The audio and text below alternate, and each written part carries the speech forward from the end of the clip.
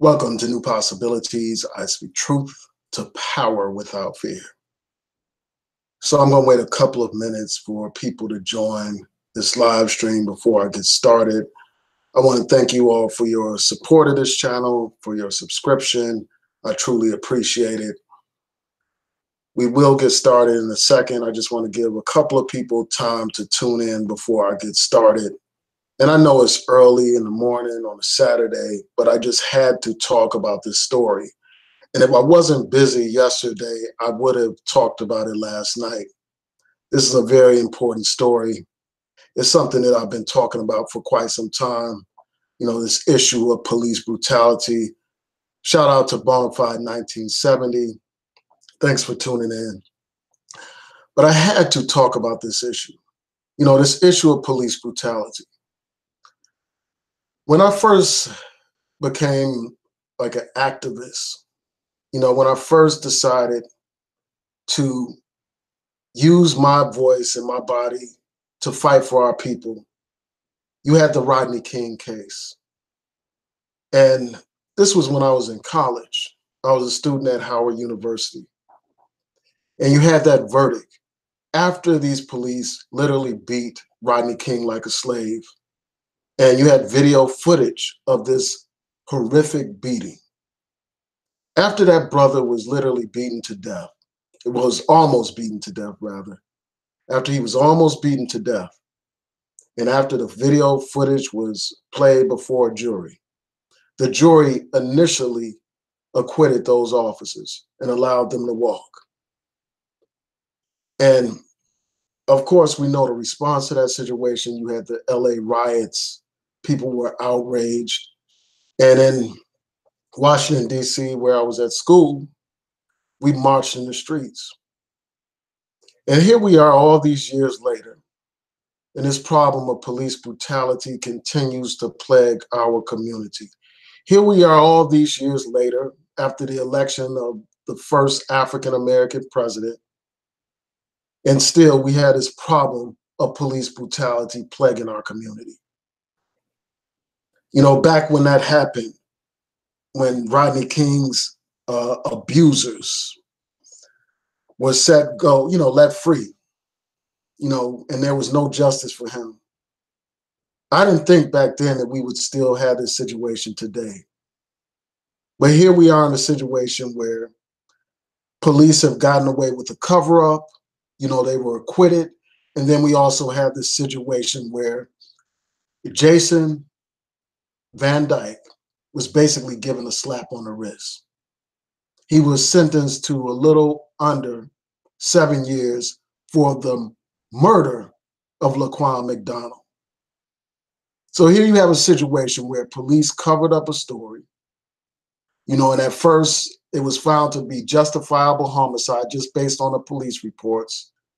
But then there was the video, and then there came charges. But then these police that covered it up walked. And now this guy, Jason Van Dyke, gets a slap on the wrist for his killing. And I'm going to back up and I'm going to go through exactly what happened in more detail. I won't play the actual video for those of you who have not seen the video footage of Laquan McDonald getting shot. There will be links in the description box so that you can watch it for yourself and so that you can read these stories to get more information about this situation. But this is absolutely outrageous that you would have this kind of result. And it speaks to what a lot of us have been talking about for the longest time. This system protects them and it oppresses us. This system protects police that brutalize our people, that kill our people. Time and time again, we see these examples of these police literally getting away with murder, of black men and black women being killed by police and nothing happened. And enough is enough, man.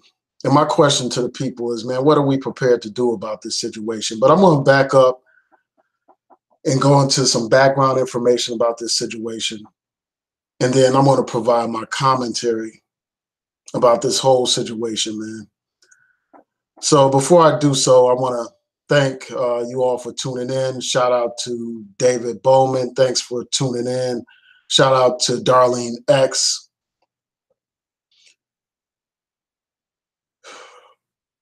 So I'm going to respond to a couple of things you're saying right now, and then I'm going to get right into this commentary. So Darlene X said, it will never change because we live in a racist society. We will never have real justice. And I could understand why somebody would hold that view, why someone would not have hope.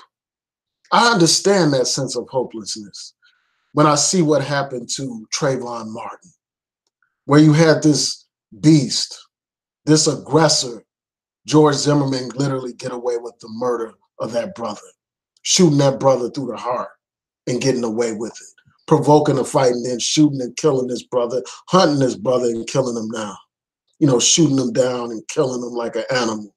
He got away with that. A jury thought it was okay for him to do that.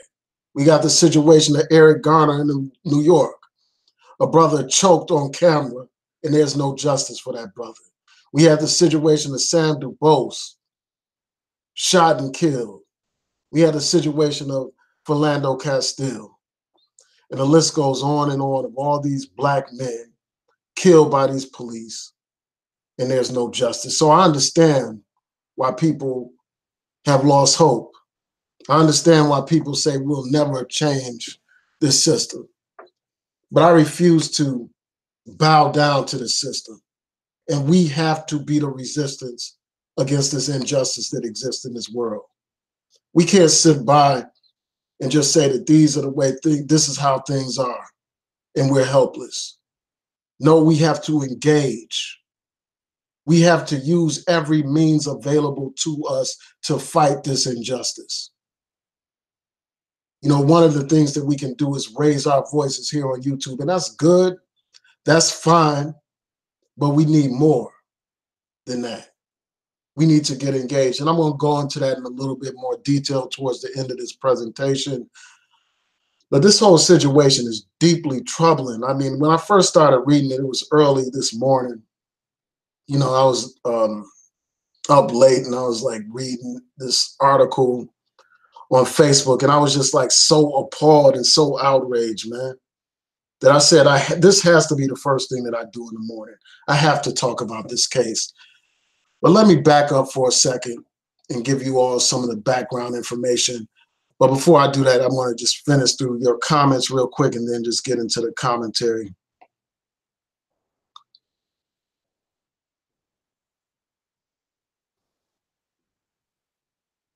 So David Bowman said, we're fighting a losing battle called white supremacy.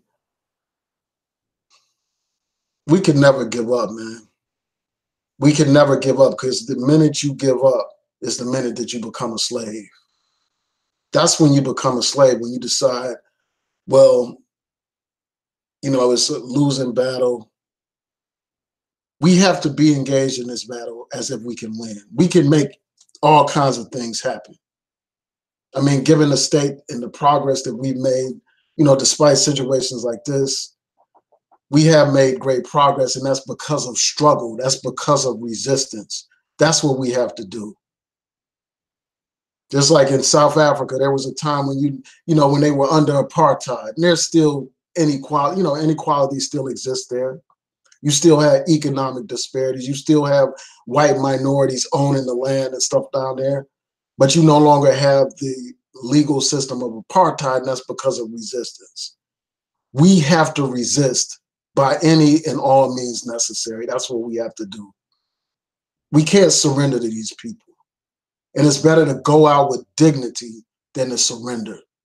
You've heard it before. It's better to die standing up than to live on your knees, man, as Tupac and others have said. Just like Nat Turner, he took up the sword against his enemies, knowing that he probably would not survive, knowing that he probably would not ultimately prevail. But it's through the resistance that we reclaim our humanity. It is through resistance that we reclaim our manhood. And that's what we have to do, man. We have to resist this system, again, by any and all means necessary. So let's go into some background information about this situation.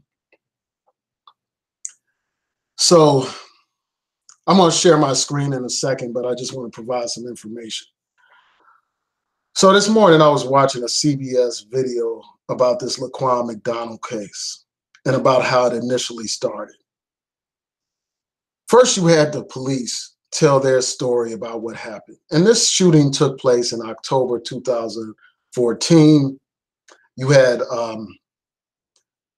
several police officers talk to investigators, and they told the investigators that Laquan McDonald was moving towards Van Dyke with a weapon, that he had the knife and he was moving towards him.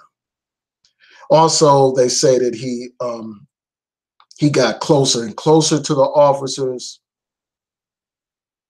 And also they said that he was trying to get up after he was shot and trying to, approach the officers with his knife. They said he was trying to get up while still armed with a knife.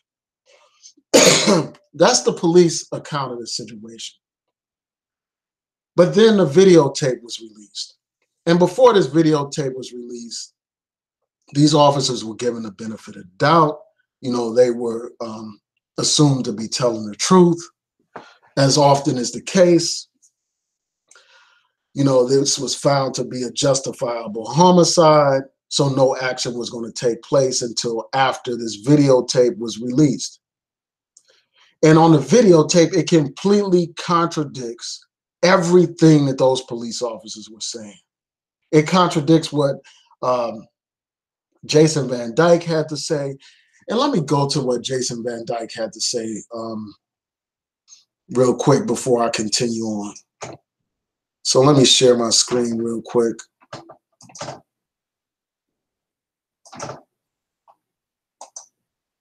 Just bear with me a second.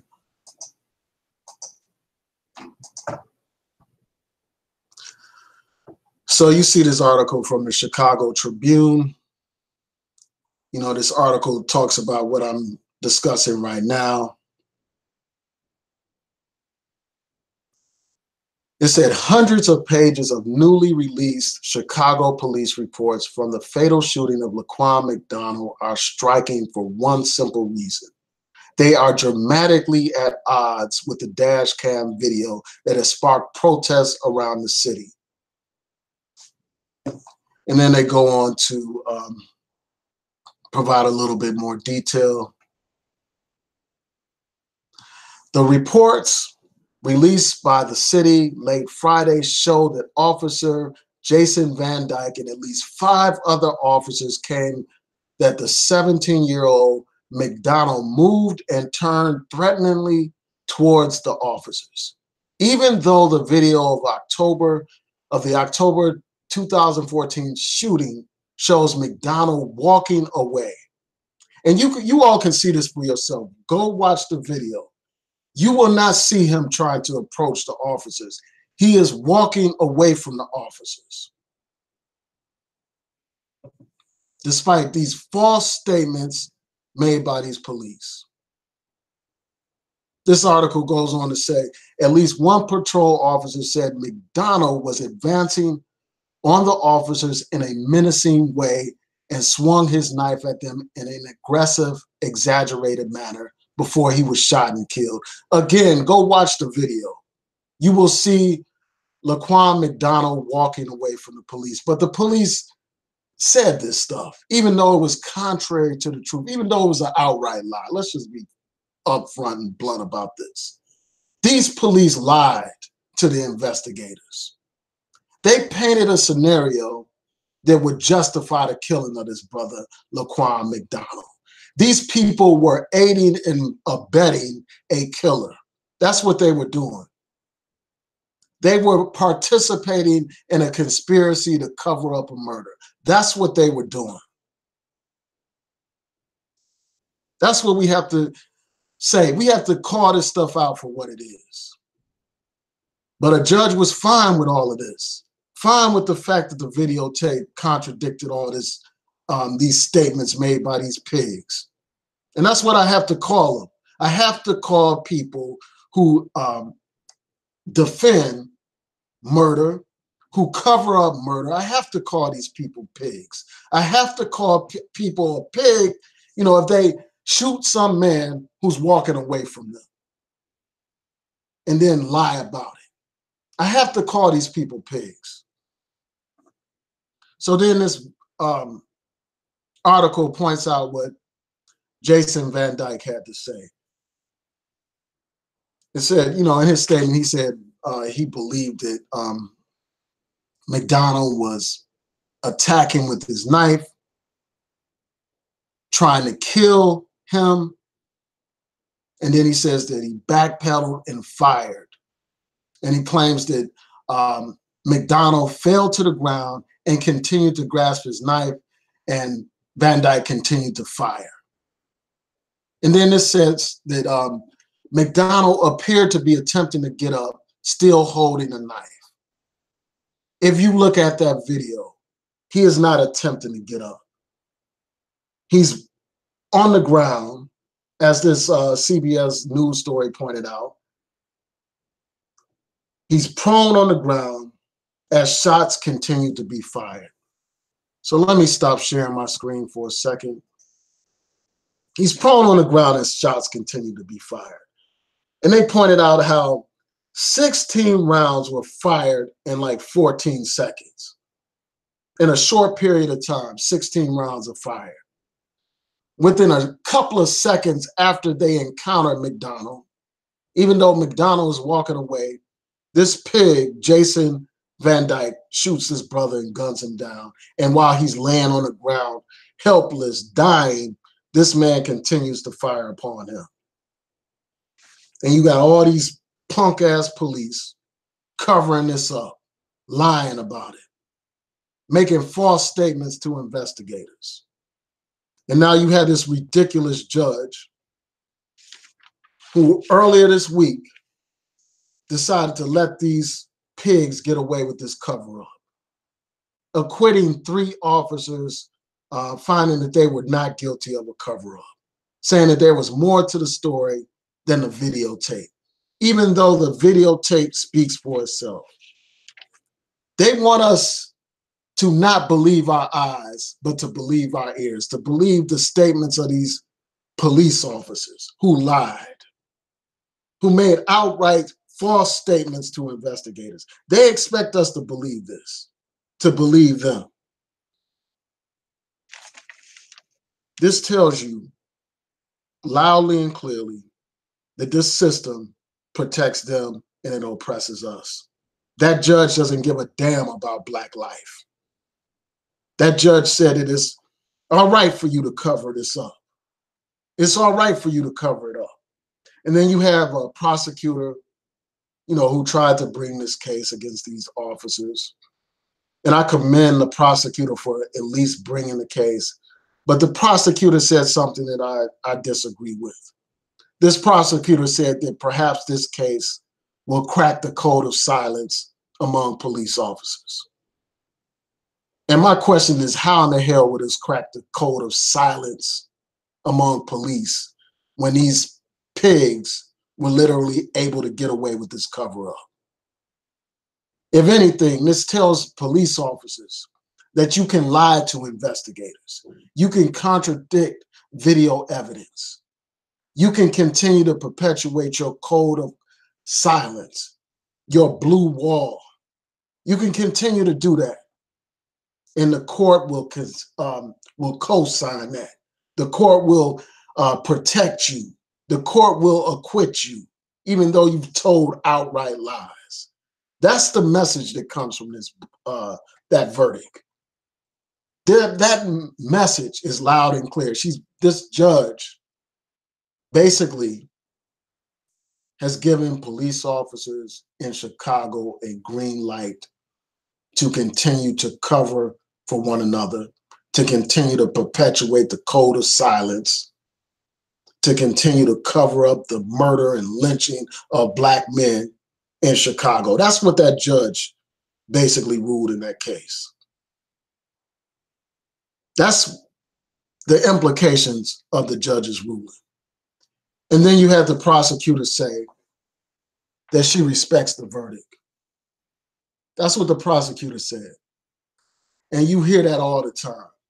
Like these people that are part of the system, they always say they respect the verdict. They always accept the verdict and, show respect and deference to the judge and to the defense counsel and all that kind of stuff. Well, we the people, we don't have to respect that verdict. To hell with that verdict. That verdict is unjust. That verdict is an utter disrespect to our people. That verdict tells us that Black lives don't mean a damn thing. And that's just one piece of the puzzle. So that to hell with that verdict. I have no respect for that verdict. I have no respect for that judge. I have no respect for a system that allows this stuff to happen.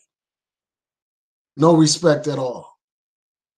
I have no respect for liars. I have no respect for people who conspire to cover up murder.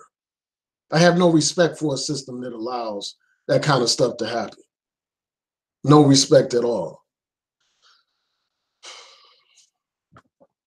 So you have that situation. And then you had this verdict yesterday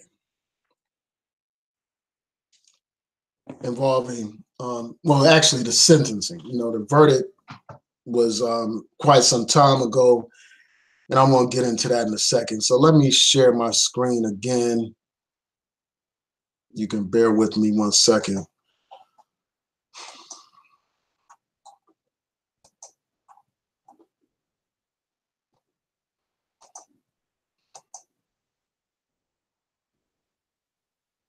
Man, this is so outrageous, man. It's just insane. It's insane, man. And the sad thing is, like, at least when Obama was in the White House, you had some kind of hope that there would be some federal action. And the feds did investigate the Chicago Police Department. And I'll get into that in a second under the Obama administration. But let's get into this story right here. So this officer, Jason Van Dyke, he was convicted last year of second-degree murder, as pointed out in this AP article, and 16 counts of aggravated battery, one for each bullet fired at Laquan McDonald.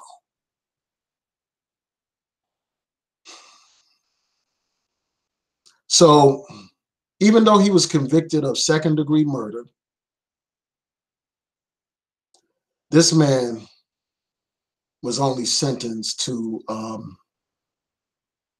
little under 7 years for this murder, for killing his brother. Just give me 1 second. And they said that he can be released in 3.5 years if he's, engages in good behavior while in jail. And of course, the family was outraged. The family talked about how they're treating Laquan McDonald's life as a second-class citizen. They're treating him like a second-class citizen. And they said that this suggests to us that there are no laws on the books for a Black man that a white man is bound to honor.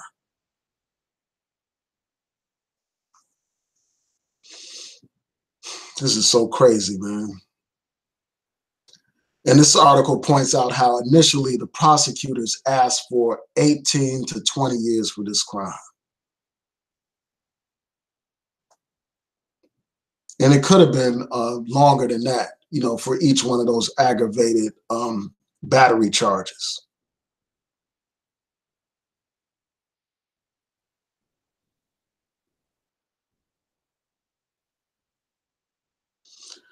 Also, this article points out how usually the judge will rebuke the defendant, in these cases where somebody is convicted of murder. They'll rebuke the perpetrator, or they'll explain why they imposed the sentence. And the judge didn't do that here at all. The judge didn't do that at all in this case.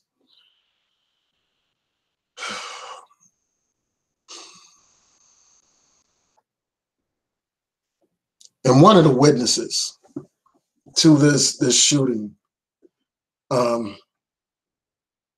said that Van Dyke used a racial slur around the time when this happened.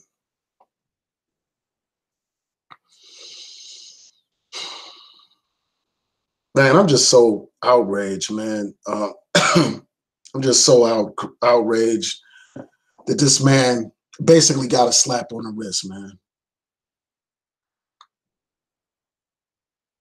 Let me just stop sharing my screen for a second.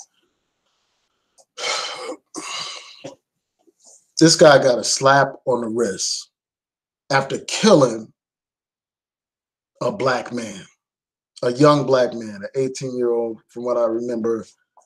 Let me just check. Hold on one second.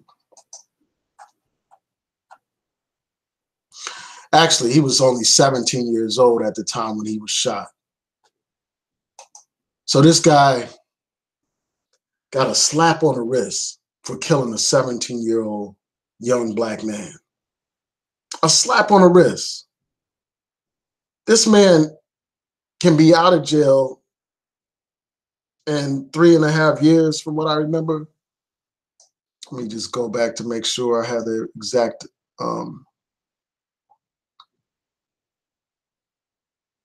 Just bear with me one second. Yeah, 3.5 years. In 3.5 years, this man can be out after killing a black young man on camera. This cop, this pig, can literally be free after that. When I see something like this, you know, it just enrages me so much for a couple of reasons, man. You know, we had some kind of hope after he was convicted of second-degree murder. In one of the rare situations where officers actually committed of killing a black man, actually convicted of second-degree murder, there was some reason for hope, some reason to believe that this man would actually be convicted. But it turns out that this whole thing was a sham. It turns out that this whole trial was a horse and pony show to pacify the people. It turns out that this whole trial was nothing but some crumbs thrown at the people to silence the people, to stop the people from being outraged, to appease the people, make the people happy. Just like when a baby is crying, you put a pacifier in that baby's mouth. That's what they gave you with that trial, a pacifier to silence you, to quiet you, to give you some kind of appearance of justice, to put on a show for you, to make you think that this system works, to make you think that there is some kind of just system here.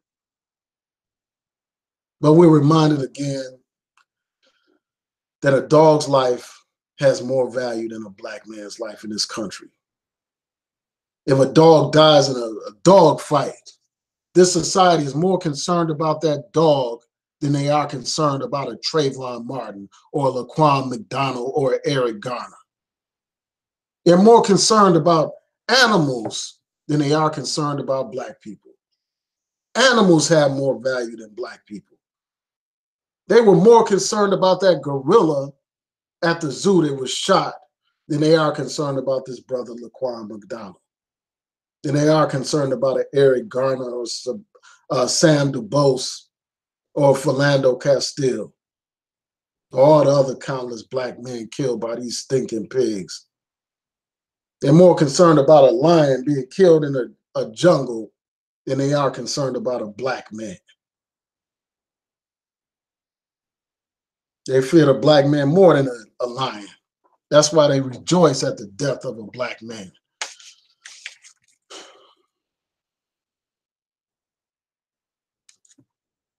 And this judge expects us not to believe our eyes, man, as I said before.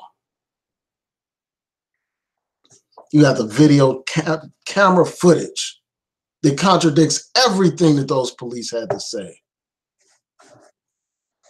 But that judge expects us to believe the police and not our own eyes.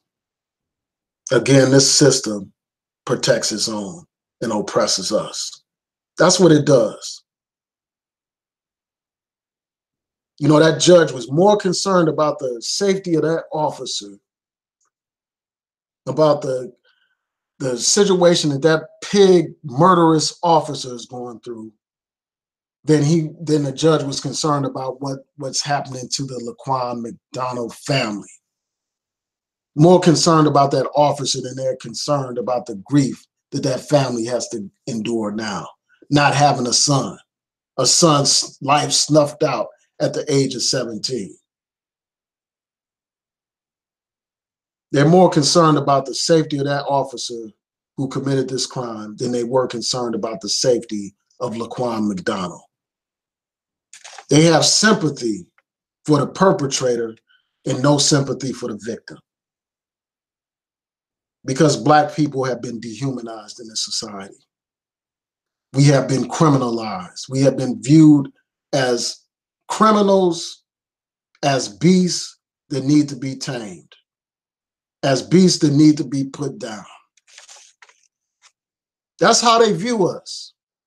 And anyone that doubts that, all you have to do is look at this case and how they have shown complete disregard for this brother's life. This pig can be out in 3.5 years. If you are not outraged about this, there's something wrong with you. If you don't have anything to say about this, there's something wrong with you. And this dehumanization process that I'm talking about, you know, this indoctrination process that I'm talking about, reminds me of that situation involving that 51-year-old white man that knocked a 11-year-old girl out. Knocked her out. This is a man that's towering over this little girl. Towering over her.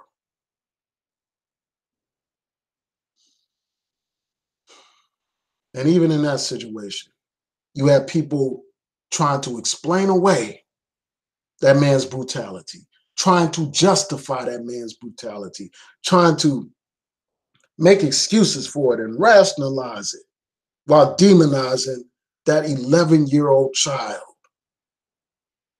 That's how desensitized people have become. And the most disturbing aspect of the whole thing is that you have Black men actually defending that white man.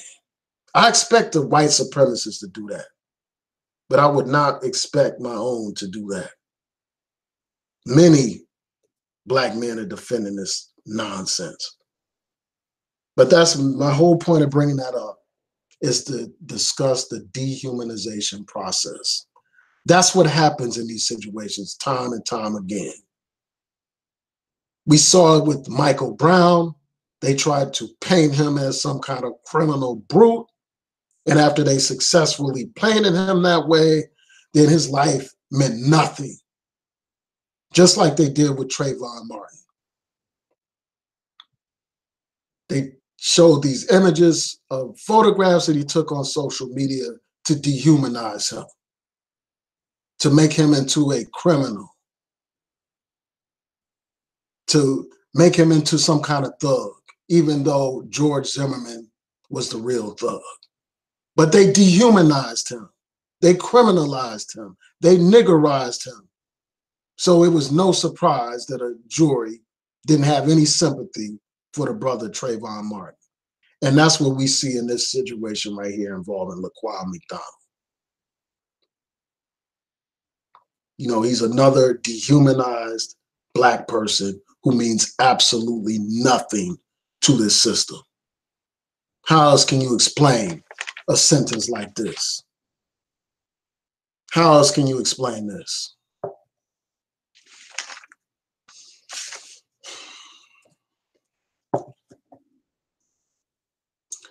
And, you know, one thing that has to be pointed out is that this situation is bigger than just this individual, Laquan McDonald. It's much bigger than that. So I'm going to share my screen again and show you this article about the Justice Department's investigation of the Chicago Police Department. So just bear with me 1 second. And just to remind you all, I will have links to all of these stories in the description box so that you can read them for yourself, so that you can watch the video footage for yourself. So just bear with me 1 second.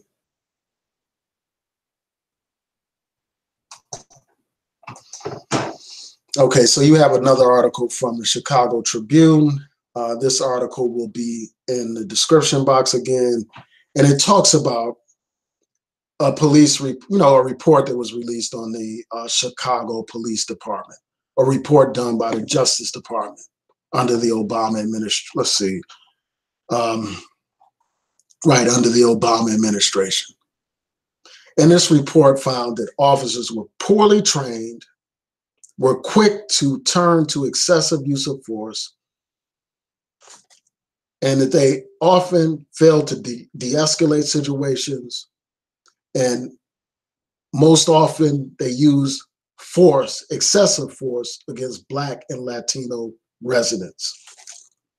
The article points out how there's a culture in which police expect to use force and not to be questioned about the need or necessity of using the force, the need or priority of using force. So basically, they don't want to be questioned about force. They're quick to use force.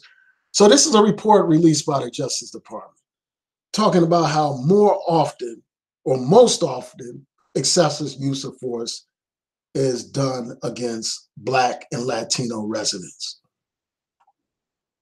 So, and this is a problem that is not just confined to Chicago. And, there's a copy of this report here. If you all want to read it, the report is actually there.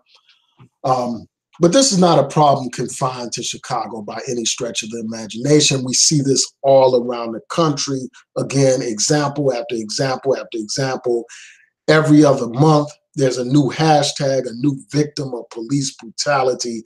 This is a systemic problem, a nationwide problem that needs to be addressed. We have a president in the White House who basically views this problem of police brutality as some local matter that federal government shouldn't even be involved in. So because of that kind of attitude, it doesn't give me much hope that any kind of federal action will take place in this situation. It's deeply troubling. And it looks like we just have another situation where there's gross injustice. And, in terms of like nationwide, as I've talked about before, there's a report that was done by the Washington Post for 2015 that talked about how although Black men make up 6% of the US population, Black men constitute 40% of the unarmed people shot and killed by the police. That's evidence of a problem. That's evidence of a crisis. And something has to be done about it. How many more of these police will get away with murdering our people? How many more of these police will just get a slap on the wrist for killing a young Black man in the prime of his life? How long will that continue, man? How long will that insanity and that injustice continue? How long will we allow it to continue? How long? So let me stop sharing my screen and just provide some closing remarks before before I look at your comments. I'm going to look at your comments after I offer these closing remarks. When I see situations like this, I just think about how we need to pick up where the real Black Panther Party left off. We need to pick up where Huey P. Newton left off, where Assata Shakur left off, where Bobby Seale left off, where Eldridge Cleaver left off, That's what we need to do. We need a more militant posture when it comes to this issue of police brutality. We need militant action. We need to be prepared to defend ourselves from these pigs, period. In the words of Malcolm X, by any means necessary. That's what we have to do. There's a video about Huey P. Newton where he's being interviewed and he's talking about how they began the Black Panther Party and how they began to patrol the police. I will include that in the description box to this video. But I think that everything that that brother said in that interview is relevant today. If the federal government is not going to watch these police, if the police are not going to police themselves, then we have to be the watchmen of these police. We have to be the ones to check these police by any means necessary. That's what we have to do. That's what we have to do. We need militant acts of civil disobedience. That's what we need. Just like we saw in Ferguson and other places where people use their bodies to stop the flow of traffic, to disrupt business, commerce, until there's justice for our people, man. That's what needs to happen. That's what needs to happen. You have two political parties that have failed the Black community in many ways. You got Chicago, a city run by Democrats, and you had this stuff happen. That mayor there at the time, Rahm Emanuel, failed the people there because they covered this up, covered up the killing of this brother, Laquan McDonald. They failed the people. A police chief appointed by Democrats failed the people. On a Democratic watch, you got police killing Black people in Chicago, killing Black people here in Baltimore, killing Black people around the country. And you got a Republican president who turns a blind eye to this, who in fact encourages police brutality, joked about police brutality. The system has failed Black people. And some would say, well, it was never designed to protect Black people in the first place. This is crazy, man. This is outrageous. And it's up to us to change it, man. We have to move outside of our comfort zone. That's what we have to do. Like this weekend, today, you got a women's march going on, where all these women from around the country are marching in different places around the country, in different cities around the country. Where's the march for Laquan McDonald? Where's the nationwide outrage for Laquan McDonald, for all these people killed by these police? Where's our march around the nation? When are we going to pick up that mantle? But we have to move beyond our comfort zone now. Far beyond our comfort zone. We have to move from behind these computers, man. That's what we need to do. It's easy to talk behind the computer. And there is a role for what we do here on YouTube in terms of inspiring people, in terms of motivating people, in terms of mobilizing people. We can use our voice in that kind of way here on YouTube. Educating people, that's very important. But it can't stop with that. It can't stop with just some words or just, something in writing or some words spoken. It has to go beyond that. We have to move in the domain of action. We have to literally put our bodies in the streets and fight for justice. We have to resist It's injustice that exists in this world, man. We have to get involved. Our young people have to get involved. The young people need to seize leadership, man. You can't wait around for these traditional organizations to get their act together and, be on the front lines. You have to be the one that you're waiting for. You have to be the ones out there. You need to join an organization today for Black liberation. An organization. And if you're not cool with any of the organizations now, or you think that they're not doing enough, then you create one of your own that does the things that you think organizations should be doing in a community. Just like the Black Panthers did. They didn't just sit at home and sit in their armchairs and complain about other groups not doing enough. They said, let's create our own. Let's do something about this problem ourselves.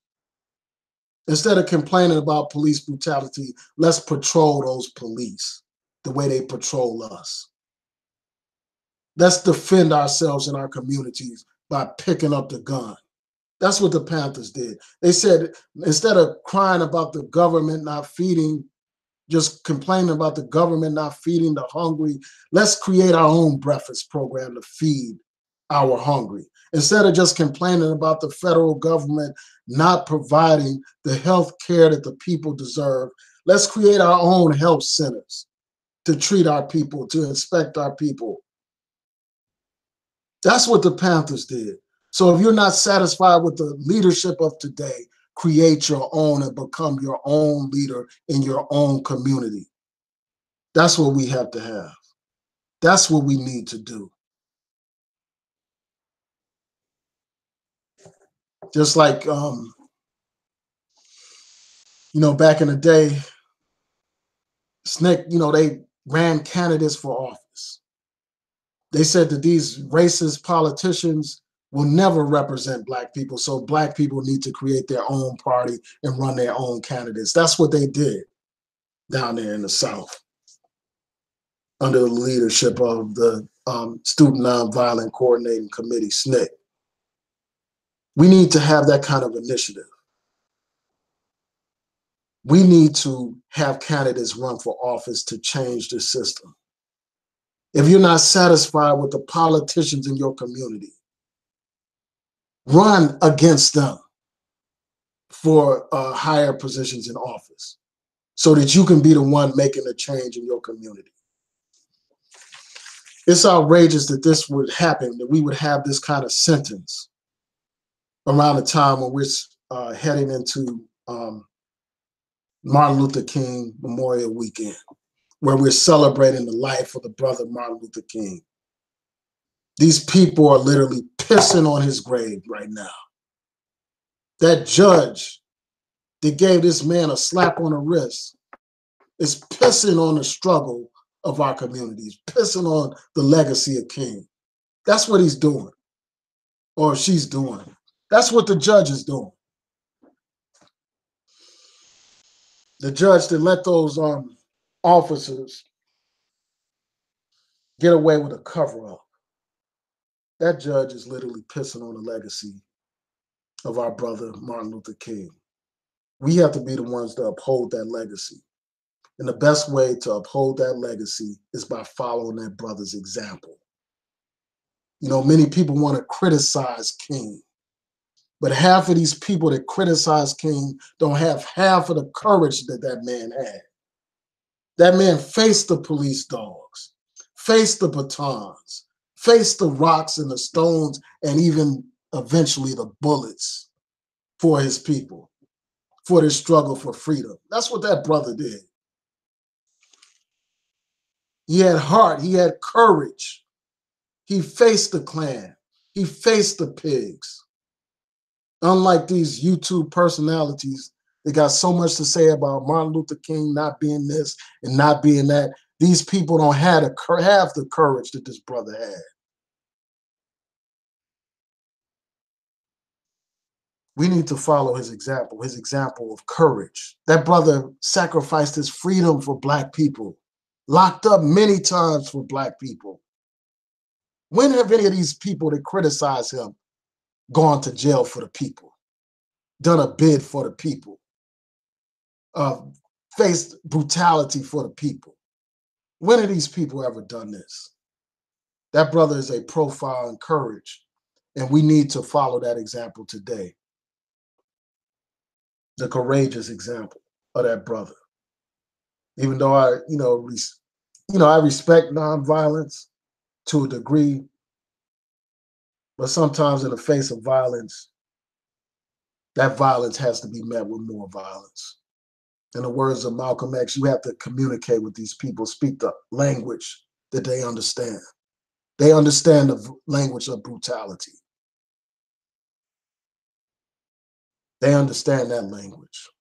And sometimes you have to speak that language to them because they don't hear you when you're talking some other kind of language. They did not hear the people in Baltimore until those young people stood up when the politicians didn't stand up, stood up when the traditional civil rights organizations didn't stand up. Those young people said, we're going to take the struggle to the streets here in Baltimore. And the riot, the rebellion was their voice against the injustice. And we saw the same in Ferguson. The more you have these types of situations where this criminal justice system, this criminal injustice system shows its callous disregard for the people will lose all hope in the system. And eventually that will become the breeding ground for revolution. It will become the breeding ground for the radicalization of our young people. That's what happened. And, people want to say, well, people shouldn't engage in these types of acts. And I understand that. I understand the reason behind that. But I also understand that you didn't have a federal investigation in Ferguson until the people erupted there. You didn't have any sense of urgency until the people erupted here in Baltimore. You don't have a sense of urgency until you have people disrupting business as usual. And that's what needs to happen on a grand scale to make a difference. Business as usual has to come to an end, man, if we expect some kind of change. Otherwise, these things will continue to happen. That kind of action will force these lawmakers to have laws in place that address these issues that are of concern to us. In particular, this issue of police brutality. I was reading in one of these articles about how under federal law, case law, they can't use those statements that the police made to investigators against them, from what I understand in one of those articles that pointed this out.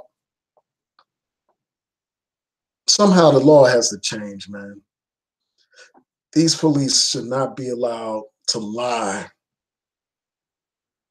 to investigators, to cover up murders. That shouldn't happen.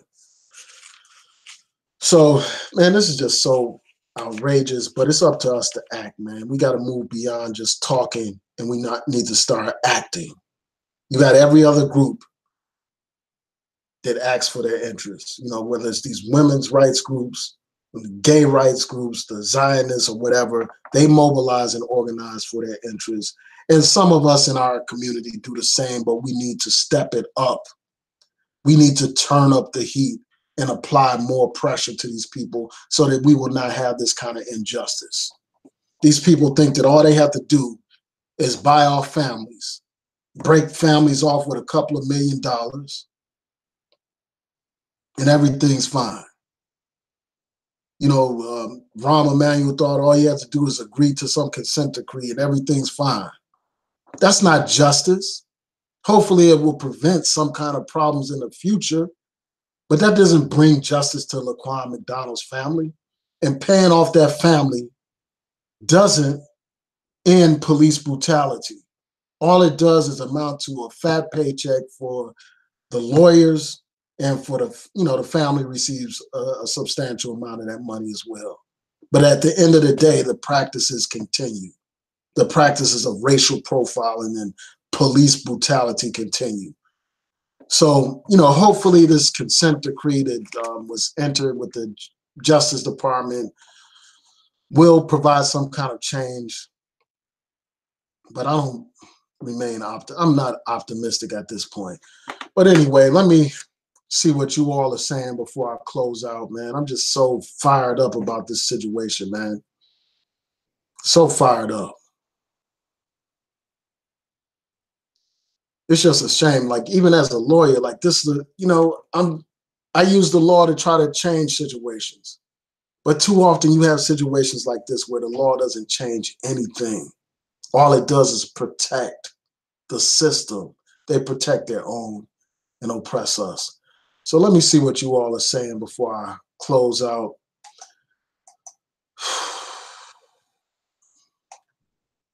Trying to remain calm, man. I'm trying to.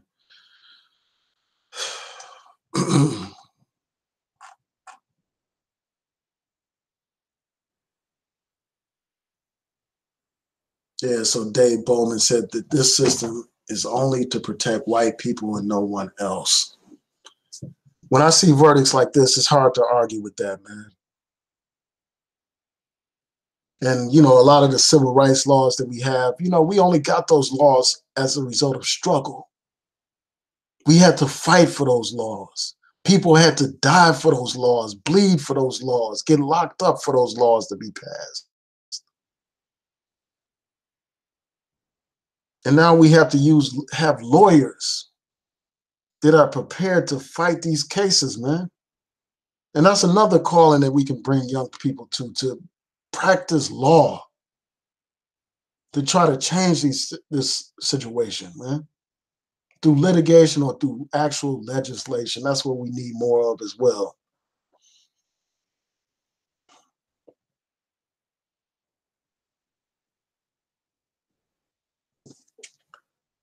Darlene X said, too many of us are complacent. Exactly. Too many of us are complacent.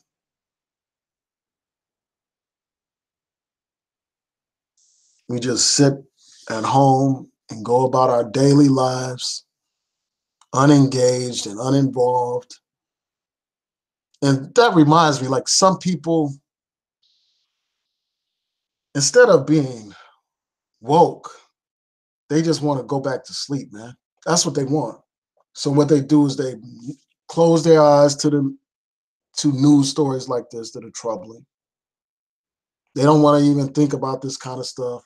They want to pretend like if they bury their head in the sand or they put on blinders, then somehow that makes the situation magically better, or somehow that means that these problems don't exist. We have to open our eyes and understand what time it is, man. And then once we are awake, we need to do something about it, man. It's not enough to be woke. It's not enough. We got to do something to make a difference. We have to do something just like those freedom riders did something during the civil rights movement, putting everything on the line. We have to do something like the Black Panthers did something, or like the Nation of Islam did something, like all the other countless activists have done something, man. We have to move from talking about stuff, being armchair revolutionaries to being actual revolutionaries in our community, bringing about revolutionary structural change. Bonafide 1970 said if Trayvon had had a gun and shot George Zimmerman, who was following him and threatening him, he would have been charged as an adult and convicted of first-degree murder. Yeah, he would have. He probably would have. And they probably would have said, like, in terms of that stand your own ground, stand your ground law and stuff like that, they wouldn't even apply that to him. They probably wouldn't. Shout out to Wes. Thanks for tuning in. Good morning to you.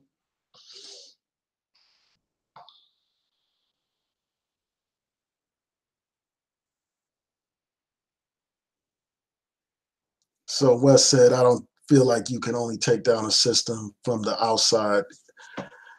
Yeah, I mean, I agree. Like, I'm on here regularly talking about the need to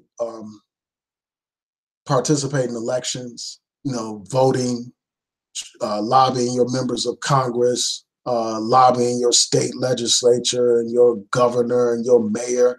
You know, I believe in using every single tool that is available to us to make a difference. That's what I believe in. But there does come a point where you need to have people that are willing to take it to the streets as well, man. It comes a point where you do need to have people who are prepared to defend themselves.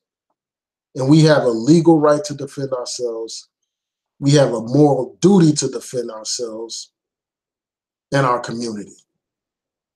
And it's time for us to fulfill that duty, man, instead of shrinking in the face of this type of injustice.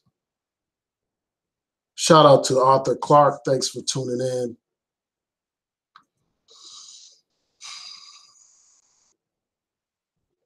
And thanks for your support. I truly appreciate it.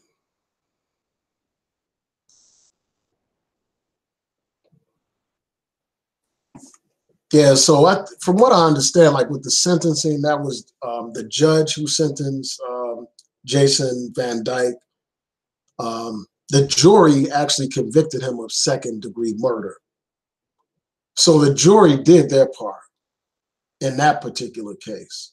The jury did their part. It's the judge who protected this pig, who allowed this pig to get us basically a slap on the wrist. That's the judge's fault. And from what I understand, in the case involving the cover-up, that was a bench trial, if I'm not mistaken. Somebody can correct me if I'm wrong. So there was no jury involved there in that particular verdict. That was decided by a judge. A judge decided to acquit those officers of that cover-up. Because a lot of these judges are political animals. You know, they're just thinking about what's best for their political career. What's best for them personally, often. That's what they think about. That's what they think about, man. So while I'm outraged, I'm not surprised. These police are protected by judges and prosecutors. It's just sickening, man. It's like an incestuous type of relationship that you have going on with this criminal justice system, man. It's like all these people are in bed together. The prosecutor, the judge, and even the defense counsel, the public defender, and all that kind of stuff.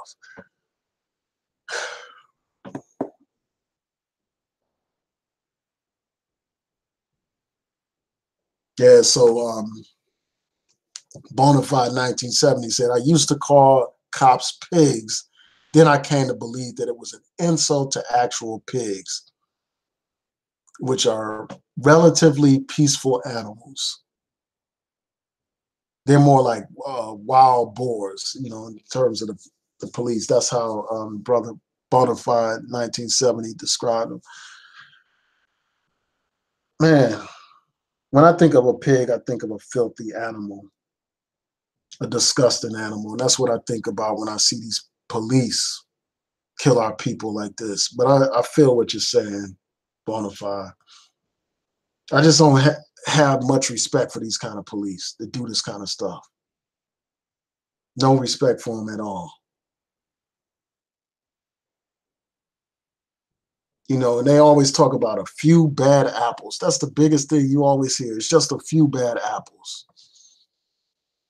No, it's not just a few bad apples. You got a whole team of people that covered this stuff up, then lied about what actually happened here. So this is not no couple of bad apples, a few bad apples.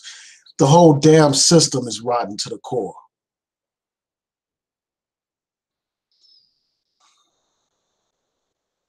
You know, when I think about this cover up, I just think about that scene from Training Day, where Denzel and them, you know, Denzel's character kills this guy, and then, you know, the whole team decides to create some fake story to justify the killing. You know, completely lying and fabricating and all that kind of stuff. That's what I think about when I think about this case, how these police just literally made up a story to justify the murder of this brother. Now, I know some will go on and on about what Laquan McDonald could have done differently. Certainly, he could have done, you know, obviously things could have been done differently or whatever. But it's like, that's an easy out. You know, that's the convenient out. Like, people always want to talk about these respectability politics. Those respectability politic type issues don't explain away the systemic disparities that I talked about earlier when I talked about how Black men are 6% of the population, according to this Washington Post study, and 40% of the people that are unarmed killed by these police. You can't explain that away by saying that Black men just need to know how to behave. If we were just good Negroes, everything would be okay.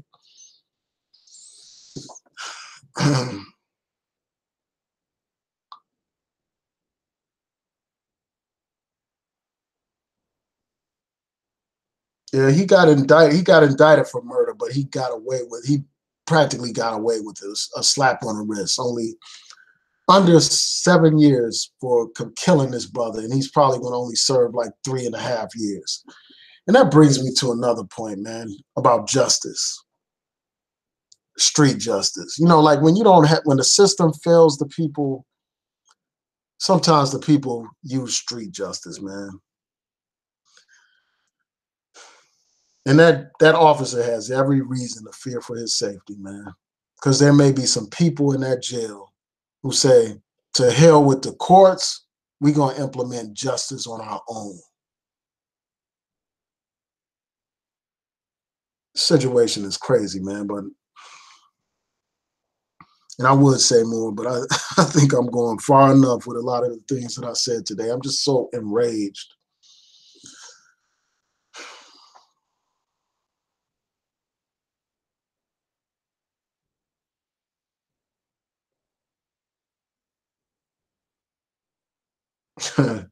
Bonafide 1970 said, I hope and pray that the brothers get to him in prison and turn that 81-month sentence into a death sentence.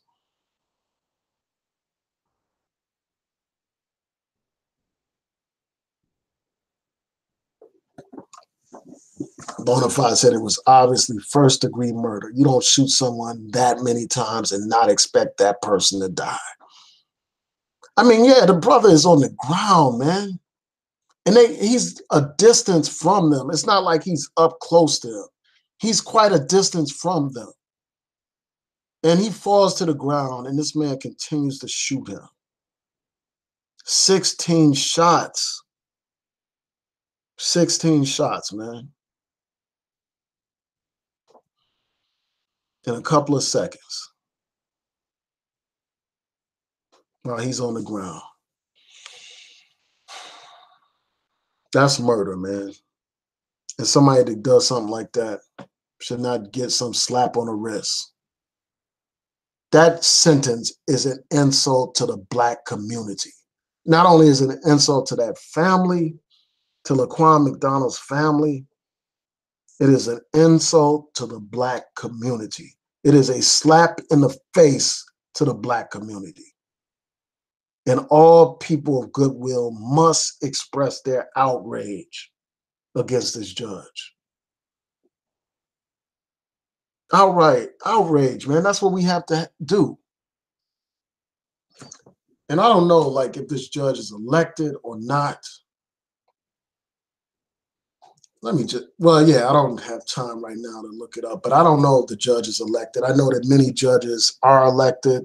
I don't know if this judge is appointed or what, but if this judge is elected, if that judge is elected, then the people need to do everything in their power to make sure that that judge doesn't have a second term, if that's the case. Again, that's another reason why these elections are so important. And I know that even for me, myself, like when I'm voting, like you vote for these local judges and stuff like that, often that's one of the areas of the ballot that we neglect. We don't do our research on these judges, you know, myself included, like I'm guilty of that as well. And I need to do better. This is going to inspire me to do better. But we don't do our research on these local judges and stuff. We need to realize that all these positions are important, man.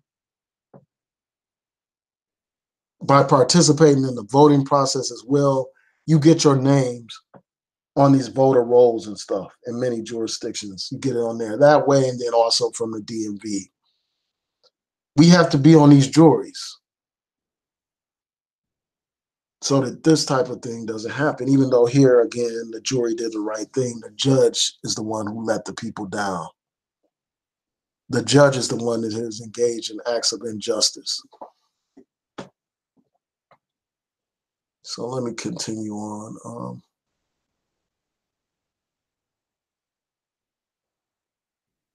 Yeah, so Darlene X said that this piece of shit will have a job waiting for him when he gets out. Exactly, that's probably what's going to happen. I mean, they make, in the words of Tupac, they kill a Negro, they make you a hero. That's what happens to these cops often. Here in Baltimore, after the brother Freddie Gray's neck was shattered to pieces, and after these pigs walked, you had an organization actually honor these pigs. You got George Zimmerman signing autographs, selling his gun and selling artwork and stuff, profiteering off of the blood and death of Trayvon Martin. You got that person who killed, I think his name is Terrence Crutcher. Betty Shelby, I think that's her name, Betty Shelby. She kills this man, and they have her give some kind of lecture on dealing with crisis situations or something to that effect. This is how these people are treated after they kill Black people, man. You got people getting paid, getting their legal fees paid for. People coming out of the woodwork to raise money for these killers, man.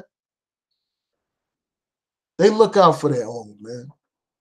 So I wouldn't be surprised if what you're saying is correct, that a job will be waiting on him. They're probably going to keep him in protective custody. You know, he's probably going to have, you know, special treatment while locked up. I wouldn't be surprised if they're not giving him steak and lobster while he's locked up, letting him watch TV and all that kind of stuff.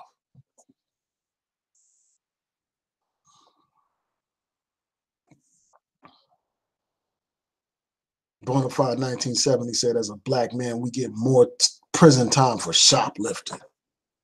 Exactly. More prison time for smoking some weed. More prison time for damn near anything.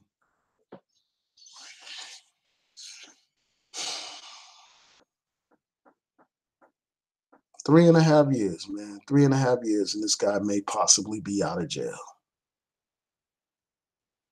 I wouldn't be surprised if it was even sooner than that. Like, they'll wait till this media hype dies down and they slide that man out of jail. Or even worse, the president decides to pardon him. Or the governor decides to give him clemency or something.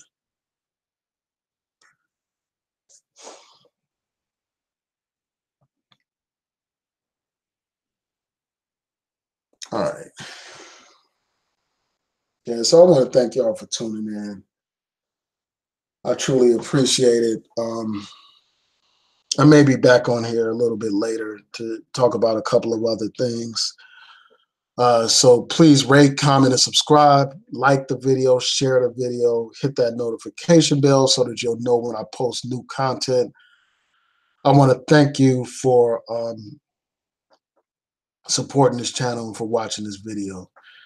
And I see Mad Heads point. He said that they don't put cops in the general population. Again, you know, I think that that's, you know, as I was saying before, he'll probably be in protective custody You know, and criminal law is not my area of the law, but you know, that's more likely true. You know, I agree that that's probably the case because, you know, often police are pariahs in jail, man. Like nobody respects police that are locked up. They're almost like as bad as child molesters or something. But anyway, I want to thank y'all for tuning in. Peace and blessings to each and every one of you. I hope that you have a great weekend.